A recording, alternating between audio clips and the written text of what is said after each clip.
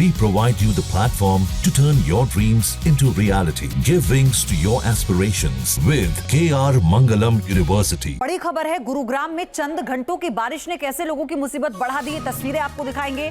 गुरुग्राम के कई स्कूल्स में छुट्टी की गई है। कई इलाकों में जल जमाव हो गया है, लंबा जाम लोगों को झेलना पड़ा। गुरुग्राम में जब भी बारिश आती है कमोवेश ऐसे ही हालात बन जाते हैं, चाहे चंद घंटे की बारिश क्यों ना हो। गुरुग्राम पूरी तरीके से साइबर सिटी आप कह सकते हैं कि पानी पानी होती हुई नजर आती है। निकलना मुश्किल हो जाता है, जाम के झाम से लोग जूझते हैं। स्कूलों को बंद कर दिया जाता है, सड़कें समंदर में तब्दील हो जाती हैं, घरों तक पानी पहुंच जाता है। और संवाददाता राहुल डवास इस वक्त हमारे साथ लाइव जुड़े हुए हैं। राहुल, साइबर सिटी की हर साल ऐसी ही तस्वीर सामने आती है। सवाल ये कि क्या समय रहते इन तस्वीरों पर ब्रेक लगाया जा सकता है, अगर बारिश से पहले, मॉनसून आने से पहले इंतजामात कर लिए जाएं तो, या फिर साइबर सिटी के लोगों को आदत डाल लेनी चाहिए कि नहीं, हर साल ऐसी परिस्थितियों से गुजरना पड़ेगा।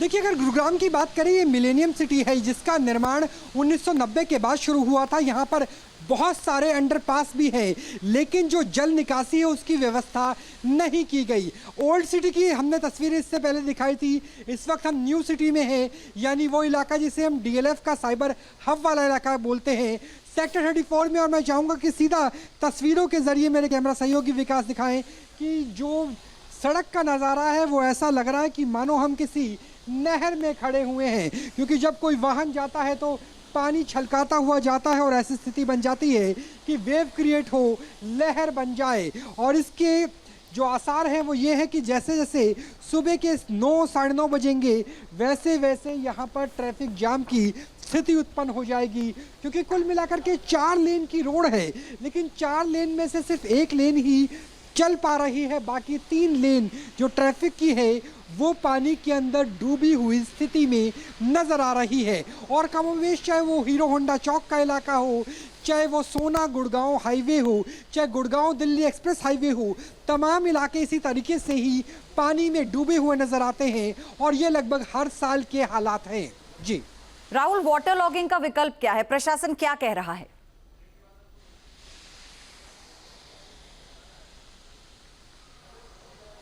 देखिए, प्रशासन की तरफ से कहा जाता है कि हर साल वो सफाई करवाएंगे, बड़े नालों की, सीवरेज की सफाई होगी। लेकिन समस्या ये है कि गुड़गांव जो विकसित किया गया है वो ज़्यादातर प्राइवेट बिल्डर्स के आधार पर किया गया है।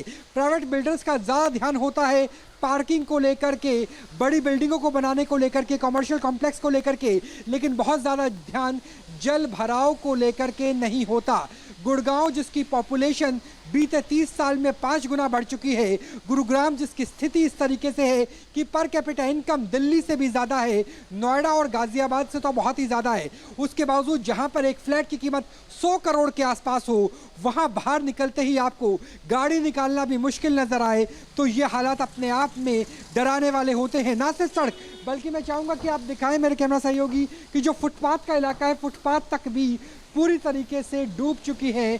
और ये हालात है जब हमने बुधवार को देर शाम बारिश की शुरुआत देखी थी, और अभी भी हल्की बारिश हो रही है। रात के समय लगभग 1.5 घंटे तक तेज बारिश हुई थी, और उसके बाद गुड़गांव की तमाम सड़कें दरिया में, नदी में और नहरों में तब्दील होती हुई नजर आ रही है। फिलहाल की स्थिति तो यही है। जी राहुल, बहुत शुक्रिया विस्तार से जानकारी देने के लिए इस पूरी तस्वीरों को लेकर। जहां भक्ति है हर शब्द में, कथाओं में छुपे हैं दिव्य रहस्य, और ज्योतिष देता है जीवन को दिशा। धर्म से जुड़ी हर बातों को जानने के लिए हमारे चैनल स्तुति को सब्सक्राइब करें। चैनल पर जाने के लिए इस लिंक पर क्लिक करें।